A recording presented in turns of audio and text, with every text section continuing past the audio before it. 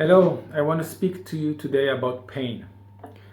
Almost a taboo, but is a real problem to many, whether you're students who practice constantly or professionals who are both in orchestra and practice themselves, and they end up doing 6 to 8 hours a day of playing for quite a long time.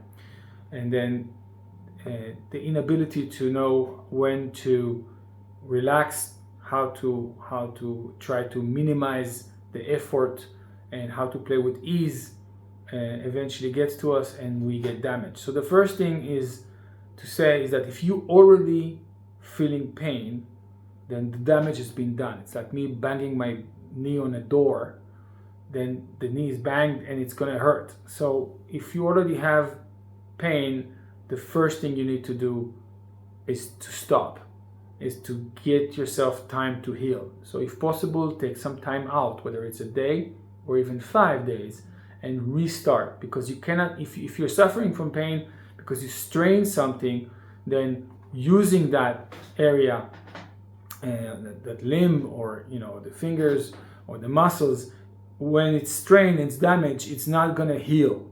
So let it heal first. Then let's talk about how to try to avoid damaging it again. So the first, I'm going to talk about two subjects relating to pain. And they are related, but they are still different, and we practiced against them in a different way. So the first real cause for pain is overstressing when we play. Like, imagine that you pick up a pencil, or pick up, I don't have it here, and pick up your phone, and you just pick up with great strain. It just seems illogical to do it, but we do that with playing. We saw, many times we just overpress, especially squeeze really, really hard, or put extra stress on each note, and this is accumulative because we are not machines. So every time we stress something, after we stress a bit more and more and more and more, we get tired and fatigued faster. So the first thing you want to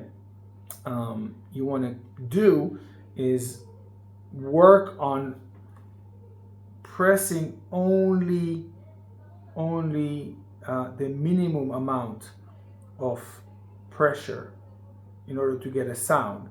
And the exercise for it is quite terrible to the ear, but it's very, very good if we play. And what I do is I press my finger down, and I start by harmonic, and then I press it down until I hear the sound. So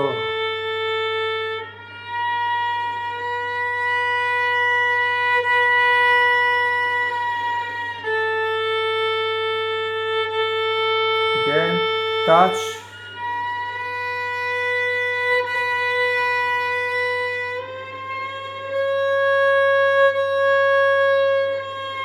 So there's a lot of dirt.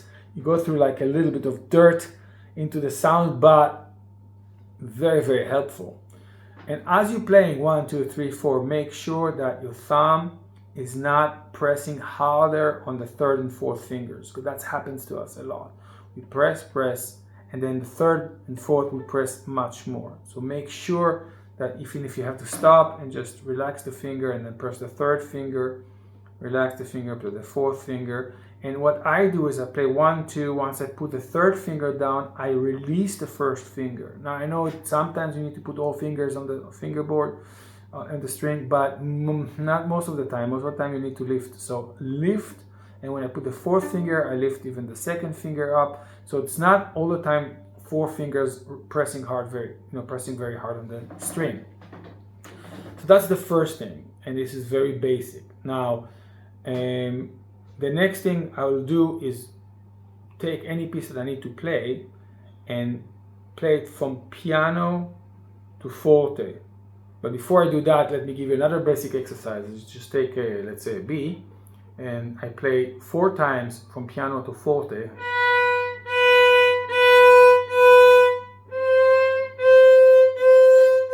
Now, the important bit here is that I do not stress my fingers harder when I play forte.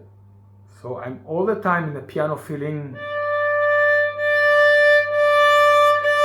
I know you can't, maybe you can't see it, but I do not extra press when I'm getting to the mezzo forte and forte, and that happens to it. This is actually a natural phenomenon. We want to be balanced, so when we press more with our right, we press more with our left, and that's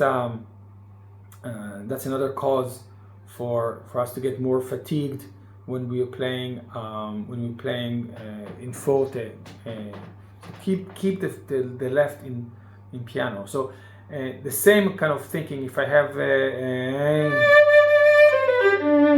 so I want to practice relaxing, I start with really just sul tasto,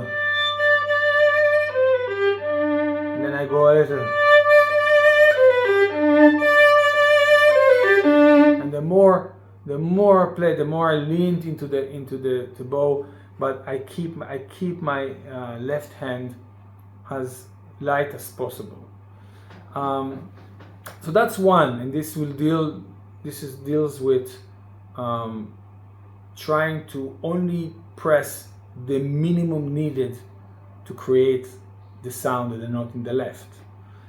The next one is, even if we do that, let's say we only put 1 gram of stress on each finger and we're really good, you still get tired. You still can, there's a lot of notes out there, and we can still get fatigued. And remember, when we practice, usually we practice stop, practice stop, practice stop. So we relax as we practice. It's kind of a lie. We lie to ourselves, and then we go and play from beginning to end, and suddenly, 2 pages down the line, the Tchaikovsky concerto, we feel our hands are solidifying, and the 3rd and 4th page we can't play anymore. We start to battle pain. So in order to also know when to relax as in specific points.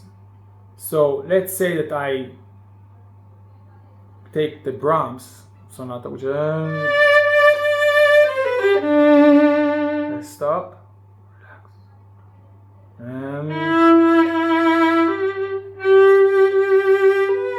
stop, relax, make sure my thumb. So I play, stop, relax, play, stop, relax. What I do afterwards, I do not stop. I do again, and I just tell to myself, relax, relax. I don't say it verbally, I say it inward. So there are like specific points and there can be more far in between, that I say, what, in this point would be a good place for me to let ease a little bit, and that will help me a lot to stop the accumulation of stress, which is a different subject than playing with minimum stress. So the first one is playing with minimum stress, and the second is playing, like knowing when to release the accumulated stress that we have. And the last thing that I will say is that we'll talk now about the left hand, which is usually where tendinitis happens and pain happens, and we press and press, but we also need to learn how to relax into the bow, and when we're playing to work with the weight, natural weight of our arm, and the exercise I showed you before, playing four times, release, like it's a very good exercise, because we actually hold more when we're playing piano. We hold more in a bow, we hold ourselves up in the bow, but then we slowly release, and if we don't do it well, then we use that release forte mode to relax. So those are my 2 cents, and I hope that will help you work this out. This is an important subject, important enough to put it into your agenda of practice. So let's say that you've worked out your, in the piece, your notes and your tempo and all the technical things, and now you're almost into performance mode, and this is the time to say, well, I know how to play, I know how this piece goes. Let's try to play that with minimum amount of stress. So work on that aspect when you already have your notes and your technique working for you, and then you try to pay less in this stress dollars, I call it, pay less for what you're about to play. Anyway, let me know if that helps and if you have more questions.